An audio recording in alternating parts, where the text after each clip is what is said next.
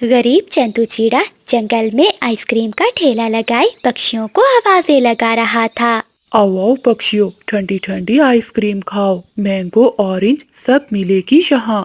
चंदू चिड़े की आवाज लगाने पर भी जंगल के सभी पक्षी उसके ठेले के आगे से उड़ जाते हैं, जबकि उसके पास पानी पूरी समोसा चाट के ठेलों पर पक्षियों का रश था, जिन्हें देखकर चंदू चिड़ा दुखी हो जाता है। सभी के ठेलों पर पक्षियों की भीड़ लगी हुई है और मैं यहाँ सुबह से खड़ा हूँ और मेरी एक भी आइसक्रीम नहीं बिकी है। ऊपर से बारिश का मौसम भी हो रहा है। अगर दुकानदारी नहीं चलेगी तो मैं घर के लिए राशन कहाँ से खरीद कर ले जाऊंगा। बारिश के मौसम में आइसक्रीम का ना बिकना चंदू चिड़े को बहुत परेशान कर रहा था। वहीं चंदू चिड़े का गरीब परिवार भूख से मर रहा था। घोंसले में पड़े चंदू चिड़े के पिता की तबीयत देखकर चंदू की माँ को बहुत चिंता सताई जा रही थी। चंदू के बाबा जी, तुम ठीक तो हो ना? पत्नी, लगता है शरीर से जान निकल रही है। मुझसे अब और बर्दाश्त नहीं हो रहा, मुझे दवा दे दो। सावित्री अपने पति की ऐसी हालत देखकर रोने लगती है। वो अपनी बहू मानो चिड़िया से पूछती है, मानो बहू, भला खाली पेट दवा क्या असर करेगी? देखो, अगर रसोई में थोड़ी सी रोटी पड़ी है तो वो दे दो। मानो चिड़िया बहुत उदासी से बोलती है, माँ जी, रसोई में अन्न का एक दाना भी नहीं पड़ा। बच्चे भी कब से दाना मांग रहे हैं, मगर मुझे उन्हें देने के लिए भी कुछ नहीं है। रुकिए माँ, मैं पड़ोसन कवि के घर से होकर आती हूँ, हो सकता है उनके पास रात का खाना बचा हो। ऐसा कहते हुए मानो चिड़िया अपनी टूटी हुई झोंपड़ी से निकलकर पास की पड़ोसन अमीर कवि के पास जाती है। अमीर बिजली कवि तो अपनी रसोई में पकोड़े तल रही थी। अरे वाह वाह, क्या बढ़िया खुशबू आ रही है पकोड़ों में से। बारिश के मौसम में ऐसे पनीर के पकोड़े खाने का अलग ही स्वाद है। मानो चिड़िया बिजली कवि के घर बाहर खड़ी होकर आवाज लगाती है, बिजली बहन, आपके पास अगर थोड़ा सा भोजन पड़ा है तो दे दे। आज घर पर पकाने को कुछ भी नहीं था, चूल्हा नहीं चला, बच्चे बहुत भूखे हैं। फिर से आ गई भोजन मांगने। जब देखो ये भिखारन मुंह उठाकर चली आती है। हाँ, फ्रिज में जो हफ्ता पुरानी दाल और रोटी रखी है वही बासी दाल इसे दे देती हूँ। बिजली का भी फ्रिज में से एक हफ्ता पुरानी दाल और रोटी निकालकर मानो चिड़िया को दे देती है। ये ले चिड़िया, मैंने दाल मखनी और रोटी बनाई थी, तू ले जा, तेरे बच्चे खा लेंगे। वैसे भी तुम्हारे गरीब परिवार को ऐसा खाना भला कहाँ मिलेगा। बिजली कवि के ताने सुनने के बाद भी मानो चिड़िया चुपचाप वो दाल रोटी लेकर चली जाती है। मम्मा, आज पड़ोसन आंटी ने क्या दिया है? अरे वाह, ये तो दाल मखनी है, मुझे दो जल्दी से। हाँ मम्मा, मुझे भी दो। मुन्नी और बबलू, आप दोनों को तो पता है ना कि आपके दादाजी की तबीयत ठीक नहीं है, उन्हें दवा खानी है, मुझे पहले उन्हें देने दो। लेकिन मम्मा, मुझे बहुत भूख लगी है, आप मुझे थोड़ी सी रोटी और दाल दे दें। ऐसा कहते हुए बबलू रोने लगता है। बच्चों चुप कर जाओ, आपके पिता थोड़ी देर में राशन ले आएंगे, मैं आपको भोजन बना दूंगी। दोनों मासूम बच्चों को भूख से मचलता हुआ देखकर उनके दादा को उन पर दया आ जाती है। मानो बहू, जाने दो, पहले मेरे पोतों को दे दो, बच्चे भी तो सुबह से भूखे हैं। न जाने चंदू बेटा आइसक्रीम बेचकर कब तक आएगा। फिर मानो चिड़िया बच्चों को थोड़ी सी दाल और रोटी दे देती है। दोपहर के समय मानो चिड़िया अपनी सास से कहती है, माँ जी, हमारा ये घर अब बहुत कमजोर हो गया है, पता है छत से मिट्टी भी गिरने लगी है। हाँ बहू, इस घर को बनाए हुए कई साल बीत गए हैं, ऊपर से बरसात का मौसम भी शुरू होने वाला है। अगर बारिश और तूफान आ गया तो हमारा घर नहीं सह पाएगा।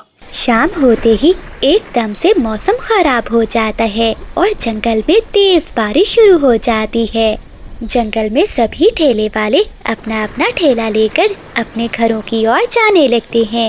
ए ऊपर वाले, अभी तो आइसक्रीम बिकना शुरू हुई थी, थोड़ी देर यही इंतजार कर लेता हूँ, अगर कोई और पक्षी आ गया तो कुछ पैसे बन जाएंगे। उन पैसों से मैं अपने परिवार के लिए राशन ले जाऊंगा। जंगल के सभी पक्षी अपने अपने ठेले लेकर घरों को लौट गए थे, लेकिन चंदू चिड़ा बारिश में ही खड़ा आइसक्रीम बेच रहा था। तभी एक पुलिस वाला कौवा वहाँ आता है। अरे ओ चिड़े, तुझे बारिश नजर नहीं आती क्या? सभी पक्षी अपना अपना ठेला लेकर यहाँ से चले गए हैं। तू यहाँ खड़ा और कितने नोट छापेगा? चल चल, अब मेरा हिस्सा दे और जा यहाँ से। साहब, आज तो जरा भी आइसक्रीम नहीं बिकी, मैं आपको कहाँ से पैसे दूं? थोड़ी सी ही तो बिक्री हुई है। मुझे अपने परिवार के लिए राशन लेकर जाना है। अगर पैसे नहीं मिलेंगे तो चल, तुझे जेल में बंद करता हूँ।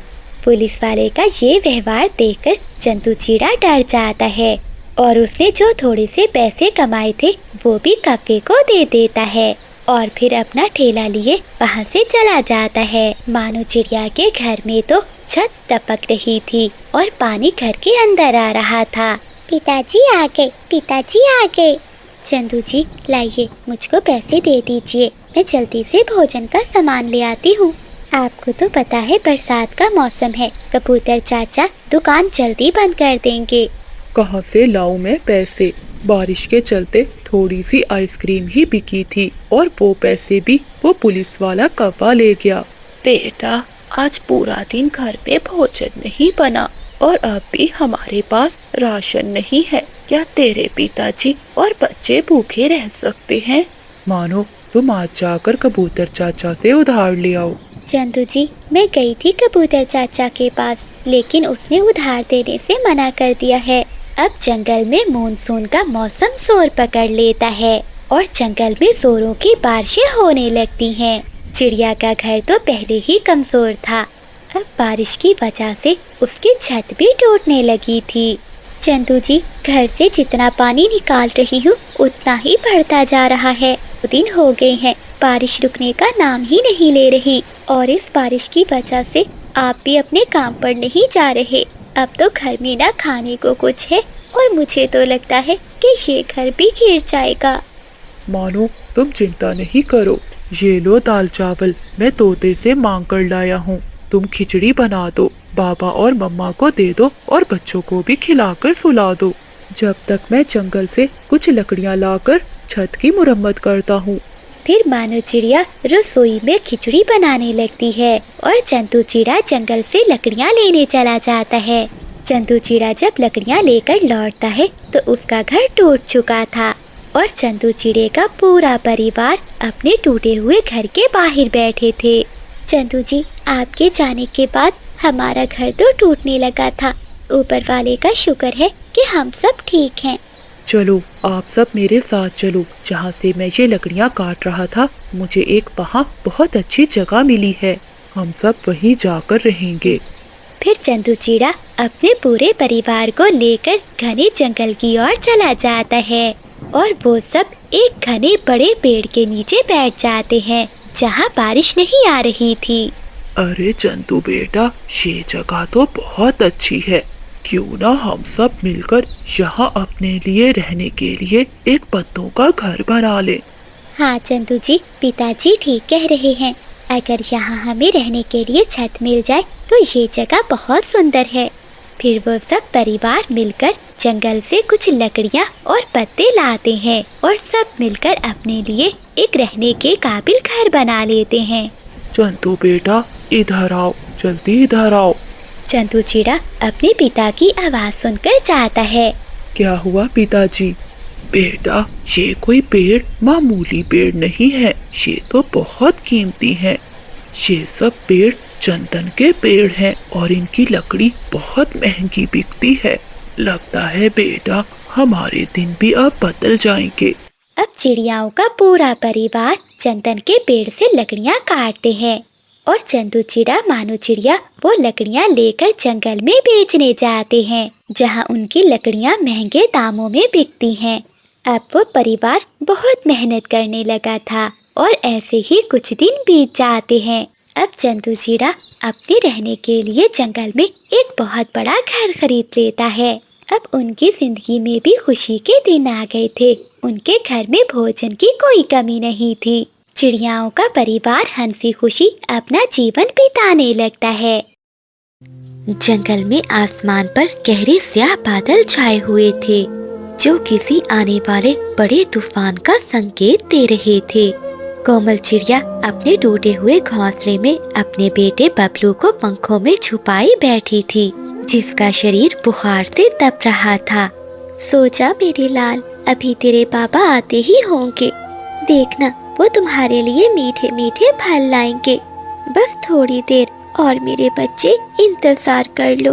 तभी कोमल चिड़िया को पंखों की फड़फड़ाहट सुनाई देती है।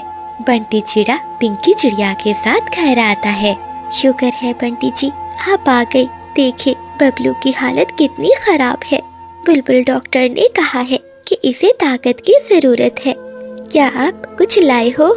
नहीं, कुछ नहीं लाया और अब से मैं कुछ लाऊंगा भी नहीं।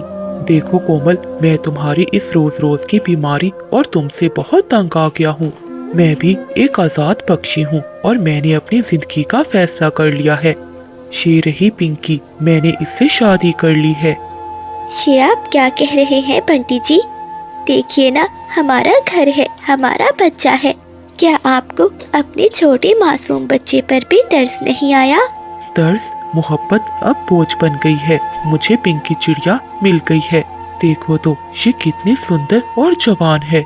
इसके पास रहने के लिए एक बड़ा आलीशान हरा भरा खेत भी है। मैं इसके साथ ही रहूंगा। आज के बाद मेरा इंतजार मत करना। मैं तुम्हें और इस बीमार बच्चे को हमेशा के लिए छोड़कर जा रहा हूँ। ऐसा कहते हुए बंटी चिड़ा पिंकी चिड़िया को लेकर वहाँ से चला जाता है। ये सब देखकर कोमल चिड़िया रोने लगती है। वो बेचारी मासूम चिड़िया करती भी तो क्या, वो अपने बेटे के पास बैठ जाती है। उसी समय सामने बैठे बादल और बिजली ये सब देख रहे थे। बादल जी, देखा, बंटी तो चला गया किसी और चिड़िया के साथ। अब ये छोटी चिड़िया कहाँ से हमारे घर का किराया देगी? हाँ बिजली, तुम ठीक कहती हो। चलो इसे घर से निकाल देते हैं और किसी पक्षी को घर किराए पर दे देंगे। ऐसा कहते हुए वो दोनों पति पत्नी चिड़िया के पास जाते हैं। हाय हाय चिड़िया, तेरा पति तो उड़ गया। अब तू हमारे घोंसले का किराया कैसे देगी? तेरा तो इस जंगल में कोई और भी नहीं है। तू अपना सामान उठा और यहाँ से दफा हो जा। बिजली बहन, ऊपर वाले के लिए मुझ पर रहम करो। मेरा बच्चा मर रहा है और बाहर तूफान है। मैं इसे लेकर इस हाल में कहाँ जाऊंगी? कम से कम आज की रात तो हमें यहाँ रहने दो। देख चिड़िया, अगर तू कह रही है तो ठीक है। आज की रात है तेरे पास। कल का सूरज निकलते ही तुम यहाँ से चली जाना, वरना तुझे धक्के देकर बाहर निकाल दूंगा।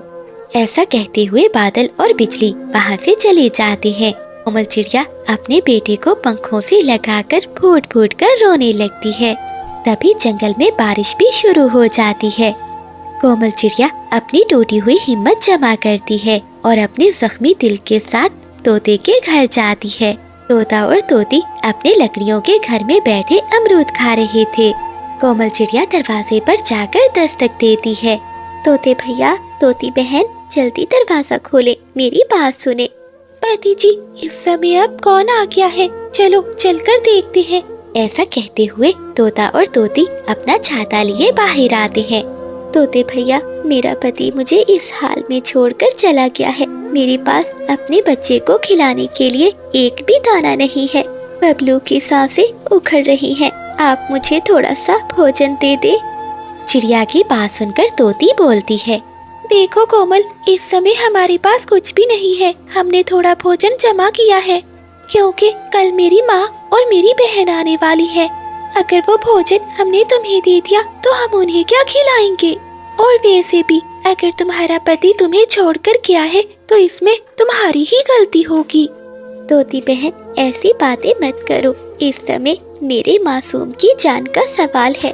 वो भूख और बुखार से नीला पड़ रहा है। देखो कोमल, चिंकी ठीक कह रही है। हम तुम्हें भोजन देकर अपनी दावत खराब नहीं करना चाहते।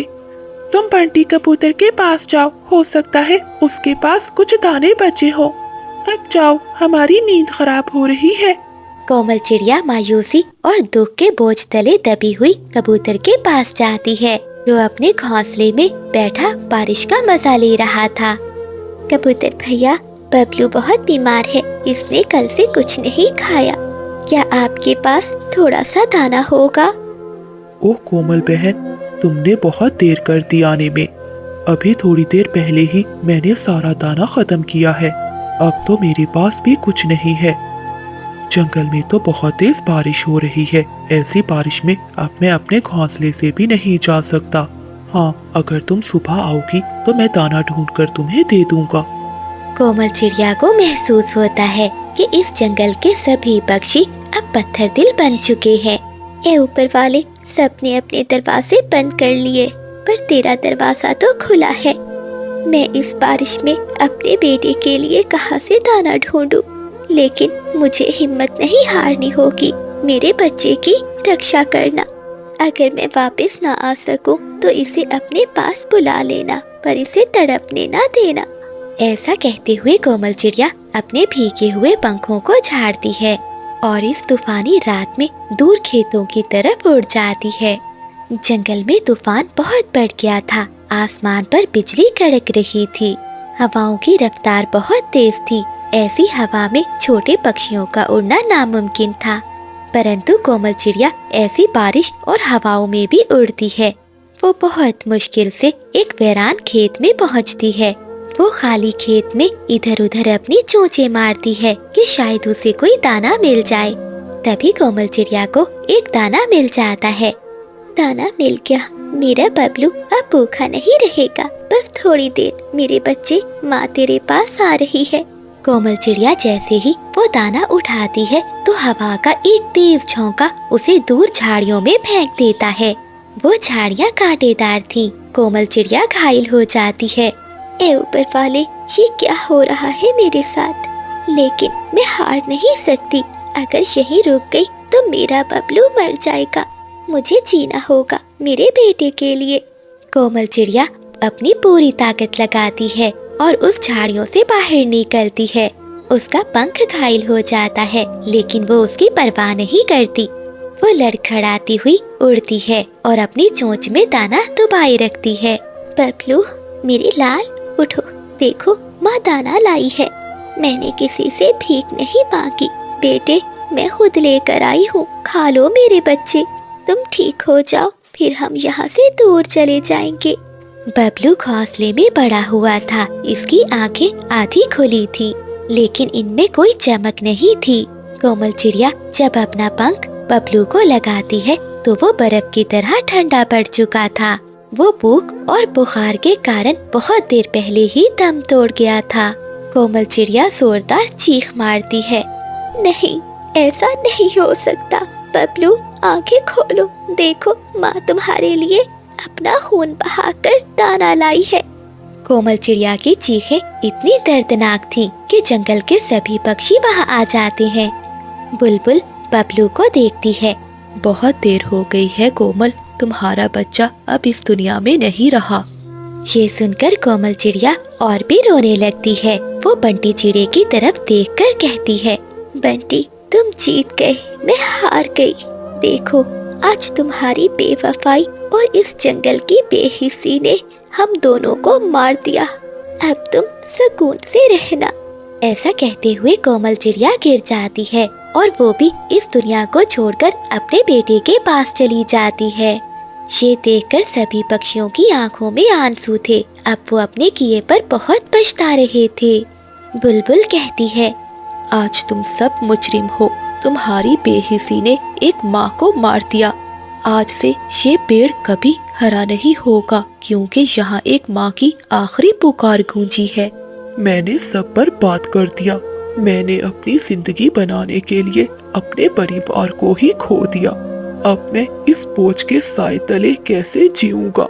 बंटी चिड़ा ऐसे जोर जोर से रोने लगता है, लेकिन अब पछतावे के अलावा उसके पास कुछ भी नहीं बचा था। तभी आसमान से एक जोरदार बिजली कड़कती है और कौवों के घर पर गिरती है। कौवों का घर जलकर राख हो जाता है। ये देखकर बुलबुल कौवों से कहती है, देखो बिजली, ये कुदरत का इंसाफ है। तूने कोमल को घर से निकालने की कोशिश की थी, आज कुदरत ने तुम्हें ही बेघर कर दिया। तो प्यारे दोस्तों, मैं चली गई, पर मेरी कहानी याद रखना, किसी की मजबूरी का मजाक मत बनाना। क्योंकि जब वक़्त का पहिया घूमता है तो सब कुछ मिट्टी कर देता है। बिजली कौवा आईने के सामने बैठी मेकअप कर रही थी। तभी बादल कौवा चोंच में एक रोटी का टुकड़ा लेकर आता है। देखो देखो बिजली, मैं तुम्हारे लिए क्या लाया हूँ। रखो ये सूखी रोटी अपने पास। देखो मेरी आँखों के गिर्द कितने हल्के पड़ गए हैं।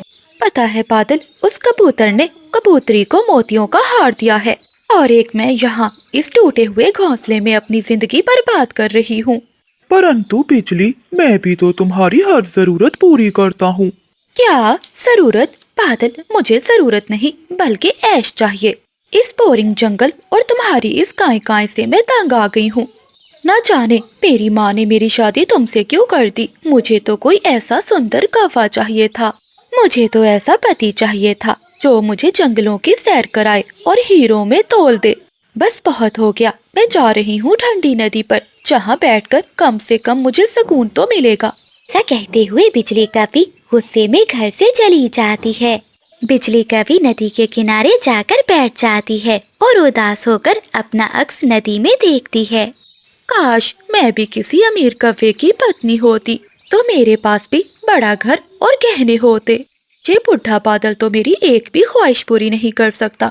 बिजली कौवा ऐसे बैठी बड़बड़ा रही थी कि अचानक एक कौवा जिसकी आंखों पर चश्मा लगा था काय काय करता हुआ वहां आता है। वो बिजली कौवा को देखकर बोलता है, ए ऊपर वाले, क्या मैं ख्वाब देख रहा हूँ? क्या नदी पर कोई परी उतर आई है या आसमान का कोई सितारा टूटा हुआ है? बिजली कौवा उस कौवे की बातें सुनकर खुश होती है। आप कौन हैं और यहाँ क्या कर रहे हैं? मेरा नाम भूरा कौवा है। मैं शहर वाले जंगल से आया हूँ। मैंने पूरे जंगल घूमे हैं और मेरा हीरों का व्यापार है। लेकिन आपकी सुंदरता के सामने कोहिनूर का हीरा भी फीका है। इतनी खूबसूरत कौवी मैंने आज तक कहीं नहीं देखी। क्या सच में मैं इतनी सुंदर हूँ? लेकिन यहाँ मेरी कोई कदर ही नहीं करता।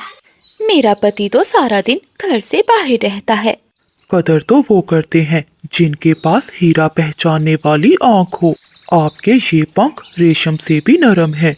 आपको तो चांदी के तख्त पर बैठना चाहिए।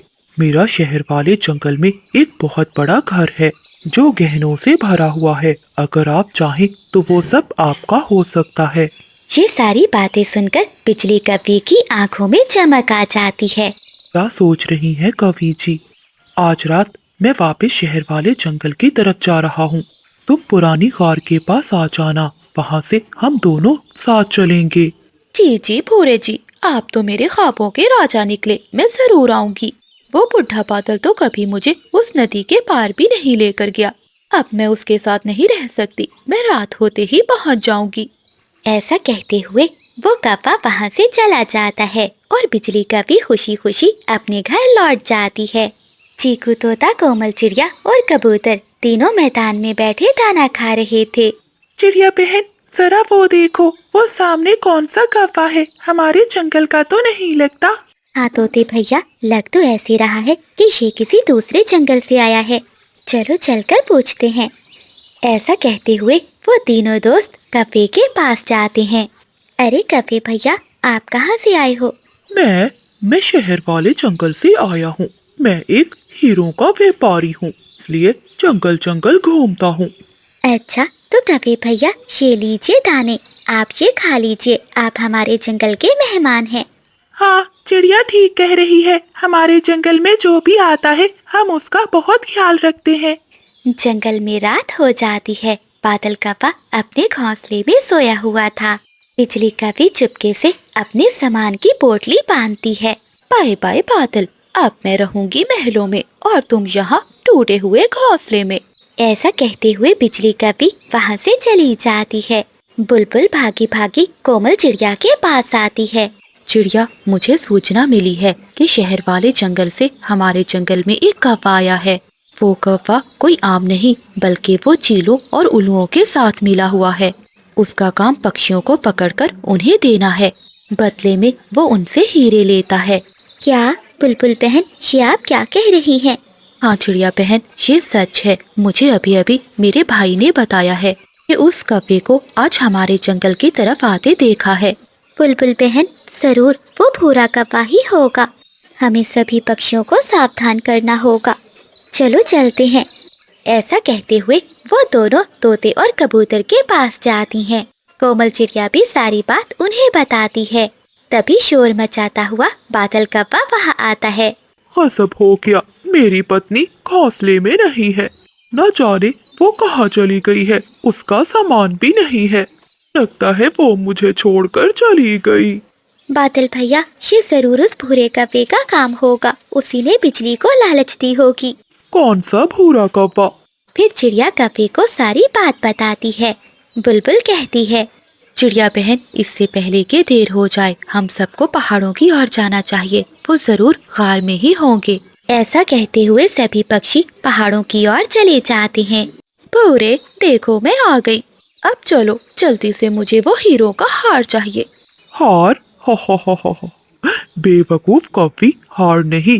आज तो तुम शिकारी के पेट में जाओगी। मैंने तुम्हें चील को बेच दिया है। क्या? ये तुम क्या कह रहे हो? तुमने मुझे धोखा दिया। ऐसा कहते हुए बिजली कौवी जोर जोर से चिल्लाने लगती है और वहाँ से भागने की कोशिश करती है। तभी चील आगे से उसे रोक लेती है। कहाँ जा रही है कौवी? मैंने तुझे खरीदा है, अब तू मेरा शिकार है। ऐसा कहते हुए चील जैसे ही आगे बढ़ती है तो सभी पक्षी पीछे से आ जाते हैं और वो सब चील पर हमला कर देते हैं। चील डरकर वहाँ से भाग जाती है। अरे ओ ठग कौवे, आज मैं तुझे नहीं छोड़ूंगा। तूने मेरी पत्नी को बेचा। ऐसा कहते हुए बादल कौवा भूरे कौवे पर हमला करता है और उसकी खूब पिटाई करता है। घायल होकर भूरा कौवा वहाँ से भाग जाता है। बिजली कौवी रोने लगती है। उसे अपनी गलती का एहसास हो जाता है। बादल, मुझे माफ कर दो। मैंने हीरो के लालच में तुम्हारी सच्ची मोहब्बत को भुला दिया। बिजली, हीरे और महल जिंदगी नहीं होते। जिंदगी वो होती है जहाँ कोई आपकी परवाह करे। मैं गरीब जरूर हूँ, लेकिन तुमसे सच्ची मोहब्बत करता हूँ। तभी कोमल चिड़िया कहती है, देखा बिजली बहन, अपनी लकड़ी के घोंसले में जो सुकून है वो किसी महल में नहीं है। ऐसे बादल कौवा बिजली कौवी को माफ कर देता है और वो सभी पक्षी खुशी खुशी अपने अपने घोंसलों की ओर लौट जाते हैं। तो प्यारे दोस्तों, इस कहानी को लाइक, चैनल को सब्सक्राइब और अपने दोस्तों के साथ शेयर करना मत भूलिएगा। आपका धन्यवाद। सुबह सुबह चीकू तोता आईने के सामने ऐनक लगाए अपने पंख संवार रहा था। चीकू जी, क्या बात है? आजकल आप बहुत बन संवर कर जाते हैं दाना लेने। नहीं नहीं चिंकी, कोई ऐसी बात नहीं है। अच्छा, अब मैं चलता हूँ, देर हो रही है। ऐसा कहते हुए चीकू तोता घर से निकल जाता है। दूसरी ओर कबूतरी अपने घोंसले में अंडों पर बैठी थी। अरे बबली, तुम तो बैठी बैठी बहुत मोटी हो रही हो। थोड़ा बाहर भी घूम आया करो। ऐसे बैठी बैठी तुम हाथी जैसी मोटी हो जाओगी। अरे बंटी जी, क्या करूं? अंडों पर भी तो बैठना है। अगर मैं गई तो हमारे अंडे खराब हो जाएंगे। वहीं कोमल चिड़िया भी अपने घोंसले की सफाई कर रही थी। दूर एक शाख पर बिजली कौवी बैठी अपनी दूरबीन से सभी पक्षियों पर नजर रख रही थी। बादल जी, देख रहे हो इनकी खुशियाँ? वो देखो, मोटी चोंच वाला कैसे पर लहरा रहा है जैसे कोई शहजादा हो। और वो गंदी आंखों वाला कबूतर अपनी पत्नी का दीवाना है। अब मैं ऐसा धमाका करूंगी कि सब देखते रह जाएंगे। बिजली, बस कर जाओ। पिछली बार भी तुमने कहा था कि उल्लू को रात को नजर नहीं आता। पता है ना, उसने दिन में मेरी कितनी पिटाई कर दी थी। अरे चुप रहो बुज़दिल, अब देखते जाओ कि मैं क्या करती हूँ। ऐसा कहते हुए बिजली कौवी उड़ती है और चिंकी तोती के पास जाती है, जो अकेली बैठी लाल मिर्च खा रही थी। हाय हाय चिंकी बहन, तुम यहाँ बैठी ये कड़वी मिर्चें खा रही हो और वहाँ तुम्हारा पति किसी और के साथ मीठे मीठे बोल बोल रहा है। क्या क्या मतलब? चीकू तो कह रहा था कि वो दाना लेने जा रहा है। हाँ तोती, दाना लेने ही गया होगा, लेकिन किसी लाल तोती के साथ। मैंने खुद देखा है अपनी इन सुंदर आँखों से। वो तो उस लाल तोती को अमरूद तोड़ तोड़ कर दे रहा था और कह रहा था कि उस लाल तोती की चोंच बहुत सुंदर है। अच्छा, तो मैं भी कहूँ, आजकल चीकू जी सुबह सुबह क्यों तैयार होकर जाते हैं? मुझे यहाँ कड़वी मिर्चें खिलाकर खुद मीठे मीठे अमरूद खा रहे हैं। आज आने दो इसे घर। इसके सारे पंख ना नोच लिए तो मेरा नाम भी चिंकी नहीं। बिजली कभी मुस्कुराती है और वहाँ से चली जाती है। एक आग तो लग गई, अब चलती हूँ कबूतरी के पास। ऐसा कहते हुए बिजली कभी कबूतरी के पास जाती है जो अपने अंडों पर बैठी हुई थी। कबूतरी बहन, मुबारक हो, तुम्हारे पति ने नया घर ढूंढ लिया है। क्या सच? कहाँ बिजली? अरे वो सामने घने पेड़ों के बीच में एक बहुत बड़ा घर है जहाँ सफेद कबूतरी रहती है। मैंने सुना है तुम्हारा पति कह रहा था कि उसकी पत्नी अब बहुत मोटी हो गई है और वो दिन भर सिर्फ गुटरगू करती है। उसे तो बस स्मार्ट, स्लिम और सुंदर कबूतरी चाहिए। क्या कबूतर जी ने ऐसा कहा? मैं मोटी हूँ? मैं भी तो अंडों के लिए बैठी रहती हूँ। आ जाने दो इसे, मैं इसे घोंसले में नहीं घुसने दूंगी। ऐसा कहते हुए बिजली कभी बुलबुल के पास जाती है। बुलबुल, तुम बहुत भोली हो। तुम्हें नहीं पता कि चिड़िया, तोता और कबूतर मिलकर तुम्हें यहाँ से निकालना चाहते हैं। बुलबुल, अब मैं तुम्हें क्या क्या बताऊं? बिजली, क्या बात है, मुझे सब बताओ। देखो बुलबुल, मेरा नाम मत लेना। आज जब मैं नदी पर पानी पीने जा रही थी तो चिड़िया, तोते और कबूतर से बातें कर रही थी। चिड़िया ने कहा है कि बुलबुल का घोंसला खाली करवाकर इसे दूसरे जंगल भेज देते हैं और फिर बुलबुल के घोंसले में उसकी बहन आकर रहेगी। देख बुलबुल, मैं तेरी सहेली हूँ, तेरा भला ही सोचा था, इसलिए तेरे पास चली आई। वो सब मेरे साथ ऐसा क्यों कर रहे हैं? मैंने इनका क्या बिगाड़ा है? मैं तो इन्हें अपना दोस्त समझती थी। ऐसे सभी पक्षियों में नफरत का बीज बोकर बिजली कभी खुशी खुशी अपने घर चली जाती है। शाम के समय जब चीकू तोता घर लौटता है तो चिंकी तोती बहुत गुस्से में थी। देखो चिंकी, मैं तुम्हारे लिए ये मीठा अमरूद लाया हूँ।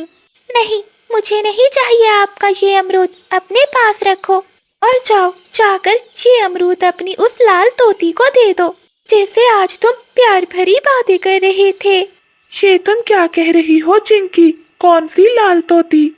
मैं तो कबूतर के साथ दाना लेने गया हुआ था। इधर कबूतर भी जैसे ही घर में घुसता है तो कबूतरी उसे धक्के देकर बाहर निकाल देती है। अरे अरे पत्नी, ये तुम क्या कर रही हो? मुझसे कौन सी ऐसी गलती हुई है जो तुम मुझे घर से निकाल रही हो? मैं तो मोटी हूँ और अब सुंदर भी नहीं रही। जाओ, बस उसी सफेद कबूतरी के पास जाओ। ऐसे शोर सुनकर चिड़िया और तोता तोती भी वहाँ आ जाते हैं। वो सभी मैदान में इकट्ठे हो जाते हैं। पीछे से बुलबुल भी आ जाती है। तुम सब एक साथ, सच कहा था, तुम सब गद्दार हो, मुझे यहाँ से निकालना चाहते हो। ऐसे कबूतर कबूतरी, तोता तोती और बुलबुल की सभी के साथ लड़ाई शुरू हो जाती है। वहीं बादल और बिजली उन सबको देखकर खुश हो रहे थे। खामोश, सब एक साथ क्यों पागल हो गए हो? बुलबुल बहन, आपको किसने कहा कि मैं आपके खिलाफ साजिश कर रही हूँ? मुझे तो बिजली कवि ने बताया है। चिंकी, तुम्हें किसने कहा कि तोता लाल तोती के साथ है? मुझे भी बिजली ने बताया। हाँ कोमल बहन, बिजली ने मुझे भी बताया था कि कबूतर जी सफेद कबूतरी के पास चले गए हैं। कोमल चिड़िया सबकी बातें सुनकर हंसने लगती है। तोते और कबूतर भैया जाओ और बिजली बादल को यहाँ लेकर आओ। फिर तोता और कबूतर जाते हैं। वो बादल और बिजली को पकड़कर वहाँ लाते हैं। बादल, सच सच बताओ, तुम्हारी पत्नी ने आज क्या किया है? बादल कौवा तो डर के मारे कांपते हुए कहता है। चिड़िया बहन, वो असल में बिजली का रेडियो खराब हो गया था, तो इसने सोचा कि बोरियत दूर करने के लिए थोड़ा सा जंगल न्यूज चला दे, इसलिए उसने सभी पक्षियों से झूठ बोला है। सभी पक्षी एक साथ मुड़कर बिजली कवि को देखते हैं जो भागने की तैयारी कर रही थी। अच्छा बिजली, ये तो तुम्हारा काम था। मैंने तो अपनी पूरी जिंदगी अपनी पत्नी के अलावा किसी और को नहीं देखा। और हाँ बिजली, मेरी पत्नी जैसी भी है, मैं अपनी पत्नी से बहुत प्यार करता हूँ। चिंकी तोती कबूतरी और बुलबुल मिलकर बिजली कवि पर हमला कर देती हैं। कवि आगे आगे और सब पक्षी पीछे पीछे। बचाओ बादल, मुझे बचाओ, मैं तो बस मजाक कर रही थी। मैंने तो पहले ही कहा था बिजली, ऐसा काम मत करो। प्यारे दोस्तों, जब तक हम दूसरों की बातों पर यकीन करते रहेंगे, हमारे अपने घर ही जलते रहेंगे। तो प्यारे दोस्तों, इस कहानी को लाइक, चैनल को सब्सक्राइब और अपने दोस्तों के साथ शेयर करना मत भूलिएगा। आपका धन्यवाद। जंगल में कई दिनों से लगातार बारिशें हो रही थी। मम्मा चिड़िया के पास आग जलाने के लिए एक भी सूखी लकड़ी नहीं थी। मम्मा, आपने कहा था आज समोसे बनाएंगे, बताइए ना कब बनाएंगे समोसे? मीना बेटी, कई दिनों से तो लगातार बारिशें हो रही हैं। घर में सूखी लकड़ियाँ अब खत्म हो गई हैं। बारिश थोड़ी कम होगी तो मैं जंगल से सूखी लकड़ियाँ ढूंढ कर लाऊंगी। थोड़ी देर इंतजार करने के बाद जब बारिश नहीं रुकती तो मानो चिड़िया अपनी पड़ोसन बिजली कपी के पास जाती है। बिजली बहन, आपके पास कोई सूखी लकड़ी है? मैंने आग जलानी है। मेरे घर में तो जो सूखी लकड़ियाँ थी वो सारी ही खत्म हो गई हैं। ना ना मानो चिड़िया, मेरे घर में तो सूखी लकड़ी क्या, एक भी गीली लकड़ी नहीं है। मैं भी कब से बादल को कह रही हूँ, मगर वो है कि मेरी बात ही नहीं सुनता। बिजली, मैं जंगल में जा रही हूँ, शायद कोई सूखी लकड़ी मिल जाए। मैं तो कहती हूँ आप भी मेरे साथ चलो, हम दोनों इकट्ठी ही जाती हैं। नहीं नहीं चिड़िया, मैं अभी नहीं जाऊंगी, तुम जाओ, मैं बाद में चली जाऊंगी। अभी मैंने अपनी मुन्नी को दलिया देना है। ये बारिश ना जाने कब तक रुकेगी। मुझे जंगल से सूखी लकड़ियाँ लेकर आ जानी चाहिए। ऐसा सोचते हुए मानो चिड़िया तेज बारिश में वहाँ से उड़ जाती है। थोड़ी देर बाद बिजली कभी भी अपने घर से निकलती है। वो भी जंगल से सूखी लकड़ियाँ ढूंढने जाती है। थोड़ी दूर एक पेड़ के नीचे बूढ़ी फाख्ता बैठी हुई थी। वो बिजली कभी को आवाज देती है। कभी कभी बेटी, जरा इधर आओ, ये सूखी लकड़ियाँ तो मेरे सर पर रख दो। सूखी लकड़ियाँ देखकर तो बिजली कभी की नीयत खराब हो जाती है। मैं इस बुढ़िया से ये लकड़ियाँ छीन कर भाग जाती हूँ, भला ये बुढ़िया मुझे कहाँ पकड़ सकेगी। ऐसा सोचते हुए बिजली कभी बूढ़ी फाख्ता के पास जाती है। बूढ़ी माँ जी, बारिश बहुत तेज है, आपसे ये लकड़ियाँ नहीं उठाई जाएंगी। लाइए, मैं ये लकड़ियाँ आपके घर तक छोड़ आती हूँ। काफी बेटी, तुम इतनी अच्छी भी हो सकती हो, ये मैंने नहीं सोचा था। बिजली कभी लकड़ियाँ उठा लेती है और बूढ़ी फाख्ता के पीछे पीछे उड़ती है। थोड़ी दूर जाकर बिजली कभी पीछे मुड़ जाती है और वो सीधी अपने घर की ओर चली जाती है। वो सामने घर है मेरा बेटी, बस मेरे पीछे पीछे उड़ती रहो। जब बूढ़ी फाख्ता अपने घर के पास जाकर पीछे देखती है तो वहाँ कोई भी नहीं था। वो तो कभी को ना देखकर रोने लगती है। वो कभी बहुत बुरी है, मुझे उल्लू बनाकर मेरी सारी लकड़ियाँ चुरा कर ले गई। थोड़ी देर बाद जंगल में बारिश भी रुक जाती है। मानो चिड़िया को बड़े पीपल के पेड़ के पास कुछ सूखी लकड़ियाँ मिल जाती हैं। मानो चिड़िया उन लकड़ियों को इकट्ठा करती है और उन्हें उठाकर अपने घर की ओर चली जाती है। मानो चिड़िया को जाता हुआ देखकर बूढ़ी फाख्ता चिड़िया को आवाज देती है। चिड़िया, चिड़िया बेटी। मानो चिड़िया बूढ़ी फाख्ता की आवाज सुनकर वहाँ आती है। जी माँ जी, आपने मुझे बुलाया है, क्या बात है? बेटी, एक काली कभी मेरी सारी लकड़ियाँ चुरा कर ले गई है। मैंने भोजन बनाना है, क्या तुम मुझे कुछ सूखी लकड़ियाँ दे दोगी? माँ जी, आप तो बहुत बूढ़ी हैं, आप भला कैसे भोजन बनाएंगी? आप चलिए, मैं आपको लकड़ियाँ भी देती हूँ और भोजन भी बना कर देती हूँ। फिर मानो चिड़िया बूढ़ी फाख्ता के घर में जाती है। मानो चिड़िया चूल्हे में आग जलाती है। बेटी, मैंने ये चावल भिगोए हुए हैं, तुम खिचड़ी ही बना दो। फिर मानो चिड़िया बूढ़ी फाख्ता के लिए खिचड़ी बनाने लगती है। बादल जी, जब उस बूढ़ी फाख्ता ने पीछे मुड़कर देखा होगा तो बहुत